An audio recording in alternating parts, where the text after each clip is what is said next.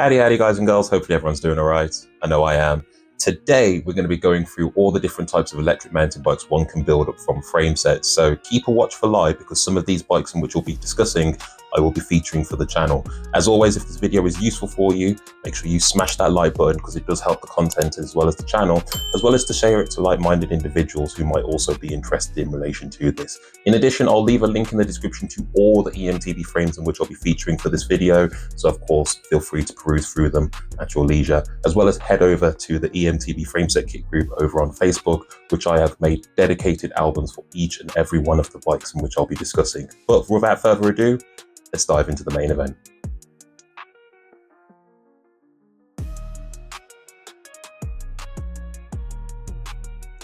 Kicking the list off, ladies and gentlemen, has to be the iconic Dengfu E10. This carbon-framed EMTB, which is capable of supporting multiple Bafang motors, even to this day still remains a popular choice amongst many.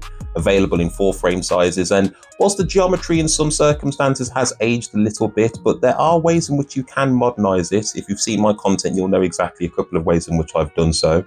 But nonetheless, it still remains a very good EMTB for people to build up. And of course, as I've said in my 300-mile video, which you haven't seen that, I'll leave a link at the top right hand of the screen for you to go check out. It has got a cult following.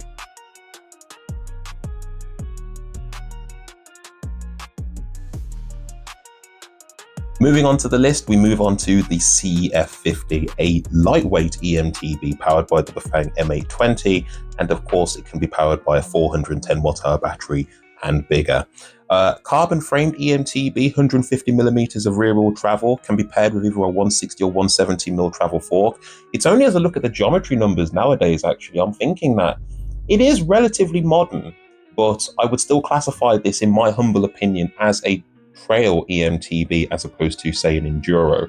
Maybe all mountain, but I would go as far as to say that depending on the battery configuration you would run, that could swing it between trail and all mountain. I imagine that with an all mountain EMTB, you'd want the range, and of course you would probably go with a bigger battery. But cannot be denied, its lightweight handling does make it an ideal candidate for someone to build up something quite whippy.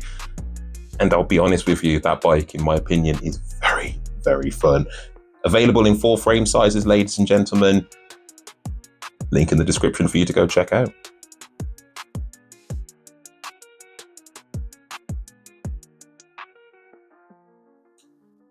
Moving on to the third bike in the list, ladies and gentlemen, we move on to the VMG Typhon. Now, I'll give full credit to Sam's Bikes because it was him who actually capitalized and made this bike very, very popular. I can see that the frame actually comes in 2 frame sizes. Good geometry. It is a pity that they only make 2 frame sizes, the medium and the large. Hopefully, Chris, if you're watching this, you could look into making further frame sizes, but cannot be denied after seeing how Sam's been riding that thing. That thing is built. I would literally own one if they did make a big frame size. But to be fair, actually, even after 2 years of that bike being available, it's still fairly modern, and I'd even go as far as to say that depending on how you want to build it, you could build it up trail with a 160 mil fork, or you could go enduro and go with a 170 mil fork, but it is still fairly up to date, ladies and gentlemen. So link in the description, and Chris, well done, mate. You've actually done a phenomenal job. I will be keeping an eye on you because something tells me you'll probably be making something further on in order to capitalize on this phenomenal EMTB.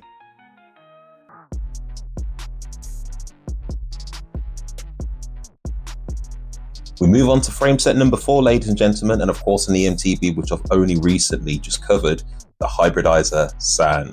Now, I'll obviously leave a link in the description to the video in which I made if you haven't seen that video, but having said that though, that bike still is a phenomenal machine. I've highlighted a couple of things as to what I wouldn't mind seeing improved in relation to the EMTB, but it cannot be denied for the application as well as how you build it. It is relevant and it is purposeful.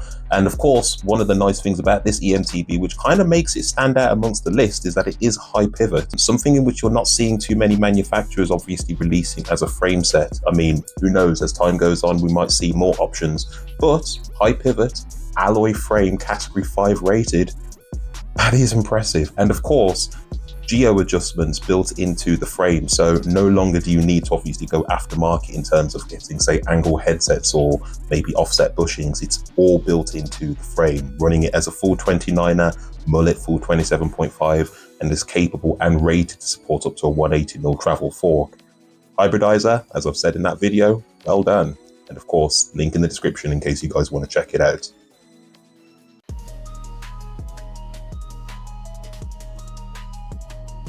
The light carbon LCE 930. And on a personal note, I will gladly say that they've used way too many numbers and digits just to designate this model number of EMTB. But nonetheless, we dive into this one. Similar to the CEF50, it too uses the Bafang M820, but can only support the proprietary Bafang batteries. Funnily enough, there have been quite a few people who have accidentally mistook this as the CEF50, but there are differences. This bike uses a trunnion mount rear shock as opposed to the metric which is found on the CEF50, and technically speaking, with the 160mm fork, this does have a slacker head tube angle. If you were to look at the axle to crown for the fork itself, actually, it's less in order to achieve a slacker head tube angle, hence why there have been quite a few people who have said that this is probably the better frame compared to the CEF50. Although I will gladly say, similar to some of the EMTBs I've mentioned previously, this frame only comes in 3 frame sizes, not 4, and therefore the CEF50 is a little bit more approachable for a broader range of riders. But cannot be denied, up-to-date geometry uses a SRAM universal derailleur hanger, but another popular choice, and of course I will leave a link in the description for you guys to check out.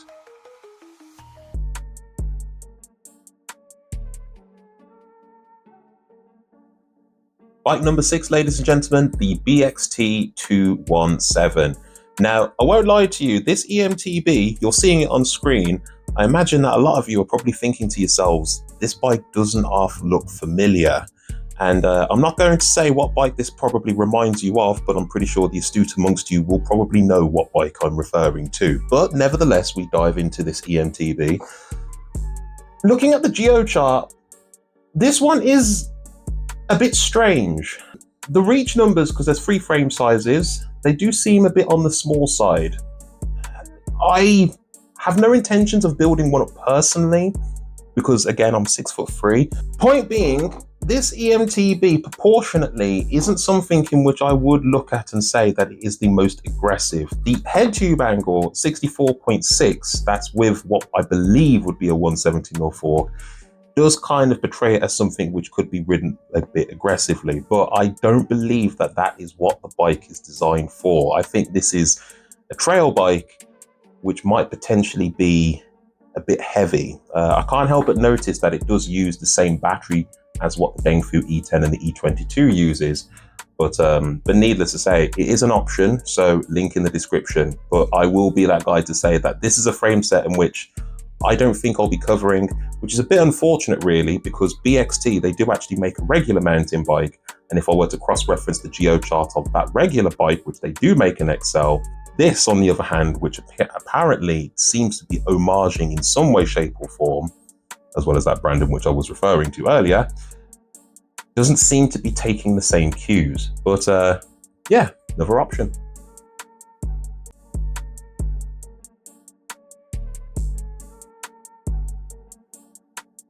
Bike number 7, ladies and gentlemen, we move on to the 4-leaf Loki Free / HPC Trailblazer.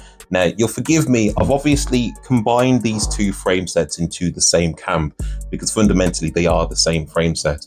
But having said that, there are discrepancies as to how one can get builds in relation to them, which I will cover. Before we do so, looking at the geometry, so there's 3 frame sizes. However, this one comes from medium, large and extra large. Again, 6'3" rider, so I'd be looking at the XL. However, looking at the rest of the geo chart, so 65.5 degree head tube angle, I'm assuming that's with a 160mm travel fork, especially if I were to look at the axle to crown. It's interesting. It's a trail bike. I'd look at this as a trail / all-mountain EMTB. I know HPC, they've tried to portray this as an enduro EMTB. I say otherwise. It looks like it should be ran with a full 29er setup, especially looking at the chainstay length. 51mm offset, so that kind of tells you that this is a bit on old school side of things, not too sure whether or not you could go with a 44mm offset, because I know that they're more available as a option to purchase. If you're looking for something more enduro, there would be other options available. Now, the reason why I've actually put them in the same camp, like I said, is because they are fundamentally the same frame. However, this is where 4-leaf and HPC differ in relation to how you can purchase them. 4-leaf offers this frame set with either the M6, M510 or M560, whereas the HPC, they offer this only with the M560. They do offer it in different classifications of class 1, class 2 and class 3, but fundamentally is the same motor, meaning that they just use different firmware within the M560's architecture and allow it to be capped off in terms of speed as well as how it's meant to be ran. So obviously with the M560, you can run it with either 130 Newton meters of torque or 140, depending on the firmware, but prices will vary. So again, link in the description for you to go check them out so you can get the best value in relation to what frame you're looking at per the frame size of this bike.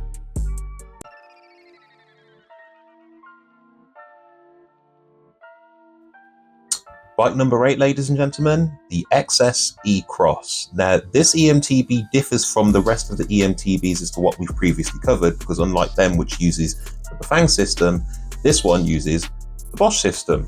And this is going to be an EMTB Frameset, which will be a bit difficult for people to build up, I imagine, because trying to source this isn't going to be easy. But nonetheless, it is a Frameset option which is available.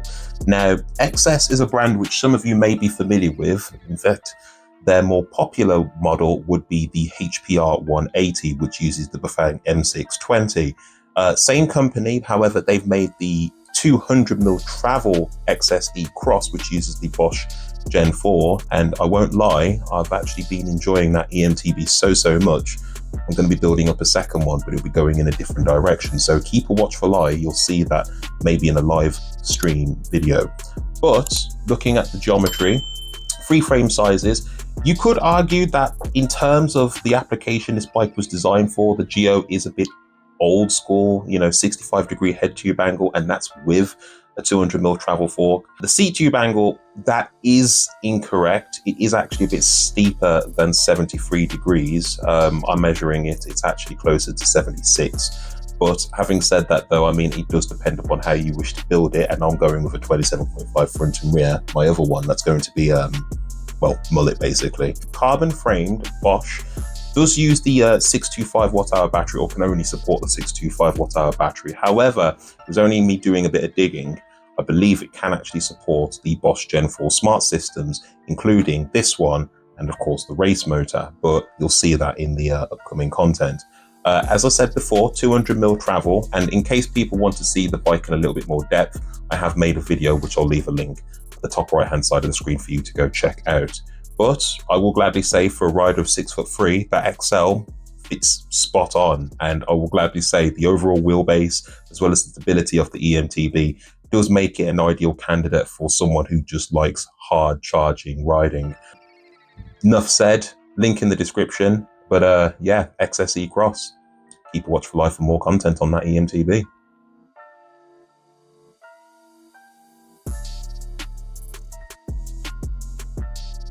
Sticking with the theme as to EMTBs which differ from using the Bafang system, we now move on to the bigger brother of the CEF50, the CEF52. Now, Shenzhen Xiaosheng have actually been quite bold in relation to this EMTB, because usually what happens is that when a brand uses, say, the Bafang system, they'll stick with that motor brand because Bafang have historically had a plug-and-play concept, meaning that it's a lot more easier to work with, whether it be using their traditional batteries or third-party. However, in this circumstance, they've opted to go with what is considered the lightweight approach, and of course they're using the Shimano step system, as well as a bit of modularity, because you technically don't need to run their traditional batteries. You can actually run Typhon batteries. Now, for those of you who've seen my content of the CEF50, you'll note that that bike in the XL, as to how I've built it up, was just over 22 kilos, which is on the heavy side, especially if it were to be classed as a lightweight EMTB. Now, this bike, on the other hand, which shares very similar geometry, although there are some differences, I believe you could probably build up to be a bit lighter than the CEF50 if you were to be creative, and technically could even have more capacity in terms of battery. Now, the differences as to what I've highlighted: one, the CEF50 uses a metric 210 eye-to-eye rear shock. This bike, CEF52, uses a trunnion. And apparently, from when I've spoken with the factory, it is possible for you to overstroke it. Same deal in relation to the axle to crown. So it looks like in order for you to achieve the 64.5 degree head tube angle, you do need to run a 170mm travel fork. Although you could run a 160 and see if you could slacken or steepen it in different ways, such as whether or not you want to run it as a full 29 or a mullet. But nonetheless, a lot of the geometry in relation to the CEF50 carries on to the CEF52, but it uses a different system. And this is one EMTB in which I have got confirmation that the XL frame sizes are now in production. So keep a watchful eye. This will be an EMTB in which I personally will be building up for 2025.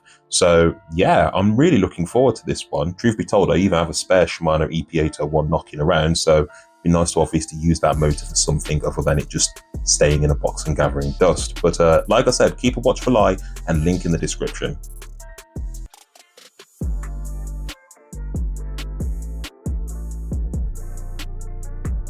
The Nicolai Saturn 16 MGU. Now, this is an EMTB frame which, I won't lie, out of the list is probably the most expensive. But whether or not that be for good reason because of the system it runs, I'll leave that for you to decide. But one thing which is iconic in relation to this is that it is the only frame which is using the pinion gearbox system. Now, I haven't tried this system, I'll be completely honest with you, so I reserve judgment as to how formidable it is, especially from the numbers I've heard in relation to what the bike can do. But concentrating as to the geo of this frame, I won't lie, is extreme. I am somewhat torn as to what frame I would even go for. I could see myself technically going for the XL, which has a reach of 530 with a seat tube angle of 77.4 degrees. Having said that though, the large has a reach of 510, which is pretty impressive if you ask me. The double XL, because this has 5 frame sizes, has a reach of 550. That is pretty impressive. This could accommodate a broad range of riders. Now, this is an alloy frame, 160mm of travel. Looking at the axle to crown, it looks like it is supposed to be paired with a 170mm fork. Unclear whether or not you could go 180, but having said that though, 160, 170, that is fairly aggressive geo for an enduro EMTB. But like I said, I can't really comment in relation to the performance of the MGU. It is an EMTB which I am entertaining getting for 2025, but I have no doubt that those of you who are interested in that EMTB, you've probably seen some content out there. But I will do my utmost in order to get my own content in relation to the pinion gear system, just so I've got something to cross-reference it with in relation to the rest of the e-bike motors out there. But as a frame, it is available, it is an option, but I will gladly say out of the bunch, it is technically the most expensive.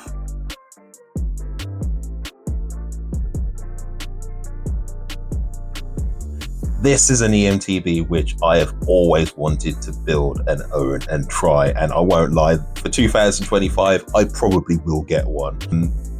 The price is irrelevant in my honest opinion, because I really do like this frame. I've always secretly admired it, and of course the nice thing about it is that it is going to be using the new Bosch system. So the 800 watt-hour battery, which is lighter than their 750 watt-hour battery, is just going to make this a phenomenal EMTB. Long travel EMTB, ladies and gentlemen. It does come in different frame sizes. However, it doesn't go with the conventional small, medium and large. It goes with a reach measurement basis. So there's the R2, R3 and the R4. I personally would be going with the R4 with a reach of 500mm. However, I would be using a reach adjusting headset cup so I can maximize that just for me. But having said that though, I mean, this is a bike in which I will gladly say is an option for people to consider. It's not cheap, just want to make that clear, but you're getting a lot.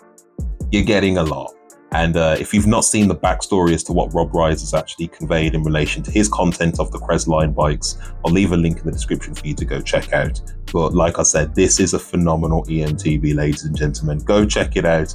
It is using the newer Bosch systems, ladies and gentlemen. So yeah, you're getting something which is completely up to date and modern. But yeah, Crestline, well done. And yeah, you'll be hearing from me very, very soon.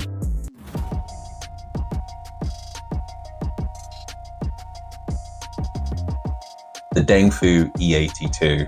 Now, I won't lie to you, there have been quite a few people who have asked me why have I not covered this EMTB, and I'll say the exact same thing as to what I said to the last person. I'm just waiting for Dengfu to send me the XL. But there is good news, because I've got confirmation from Dengfu that the XLs are in production and will be available in 2025. So keep a watchful eye. We'll obviously be building one and covering one for the channel. Think of it basically as a more modern version of the Dengfu E10. So slacker head tube angle, steeper seat tube angle. Head tube angle is 64 degrees paired with a, what I believe is a 170mm travel fork, and the seat tube angle is now at 78 degrees. So pretty good.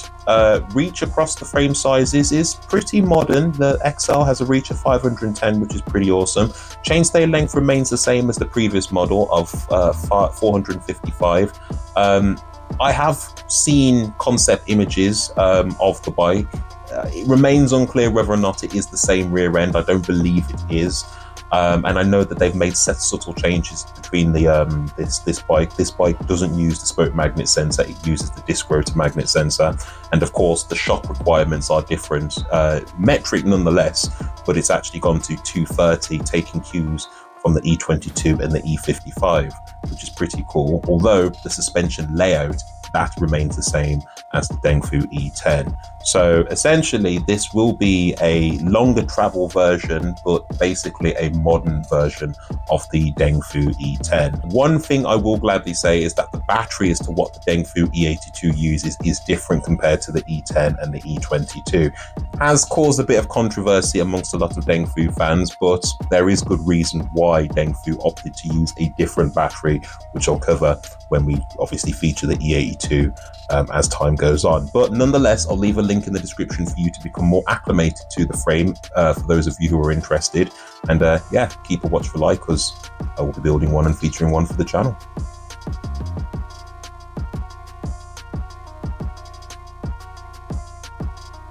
The Markhor Kunlun.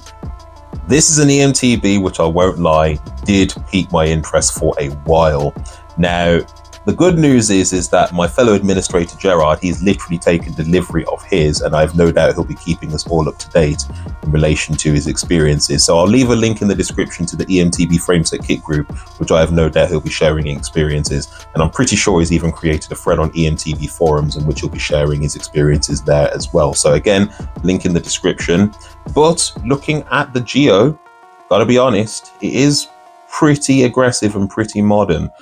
3 frame sizes. Sadly, there's no XL, which is a bit unfortunate, but 3 frame sizes, small, medium and large. The large has a reach of 480. But what's more impressive in relation to this is the travel numbers. You can go up to 190 millimeters of rear wheel travel if you were to slap this with a 250 by 75 eye-to-eye rear shock. Now, as far as I'm concerned, 250 eye-to-eye rear shock, that is downhill rated territory. But the one thing which remains unclear is whether or not the frame is dual crown fork rated. Now, if it is, I have no doubt there will be people who will be maximizing this and just going dual crown fork 200mm travel and calling it a day. But if not, then I guess you could technically go with, say, like a Zeb at 190, or you could short stroke it and go maybe with 170mm of rear wheel travel and just go proper enduro on this thing. Regardless, this bike again is pretty impressive, and the good news is that Markhor do give details in relation to the leverage curve, the anti-squat figures, literally everything in which you could obviously use in terms of making sure that you get the precise shock tune in relation to this EMTB. I have no doubt, looking at the numbers, it is coil rated, but again, the only uncertainty in which hasn't been answered is whether or not the frame is dual crown fork rated. It might be, but again, Markhor just don't give that information. But I will gladly say the Markhor Kunlun does look pretty impressive. Top tube display, Bafang system, ladies and gentlemen, so capable of running the M510 or the M560. But to be honest, this bike is going to be a really good option for people to consider. So like I said, link in the description. And Gerard, looks like all eyes are on you. So don't keep us waiting, mate.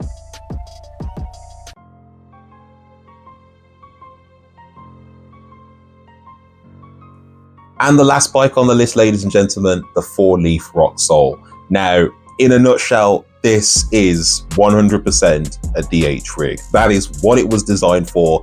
That is its intended purpose and application. 212 millimeters of rear wheel travel, can be paired with up to a 200 mil or maybe a little bit longer fork. 3 frame sizes, similar to what I was mentioning in relation to the Crestline 4-leaf themselves, have implemented a reach basis figure for frame sizes. So there's the R2 and the R3, and as well as the R1. I would be going for the R3, the bigger frame size, which apparently this has a reach of 500 mil. Now, the good news, well, 502, I should say. Now, the good news is like I said, this is a dual crown fork rated EMTB, and I'm pretty sure that they're actually using the oversized headset cups. So I know that some of the reach adjusting headset cups, which I've seen, especially if you're using a dual crown fork, you can maximize it by an additional 10 millimeters. I won't lie, I envision how I'm going to be building this EMTB when I get my hands on one for next year, ladies and gentlemen. And make no mistake, you will see me with this EMTB for 2025. That is one I have definitely reserved for me to obviously check out and feature for the channel. Alloy frame, ladies and gentlemen, because I know there's a fair few people who prefer alloy over carbon. Conversely, there's people who prefer carbon over alloy. But nonetheless, it's a DH rated frame, category 5 alloy frame. Fair play to them. This frame has really got a lot of things going for it in terms of its application of what it is designed for. There's not too many EMTBs which I'm aware of nowadays which could probably contend with this, but the proof will be in the pudding when I build one up. And obviously it'll be myself, but I've got 3 lads who are proper DH riders in my neck of the woods who, the good news is they're just as tall as me and they will put this thing through the paces. So I'll be sharing my content and my experiences as well as theirs for the channel. But like I said, keep a watchful eye.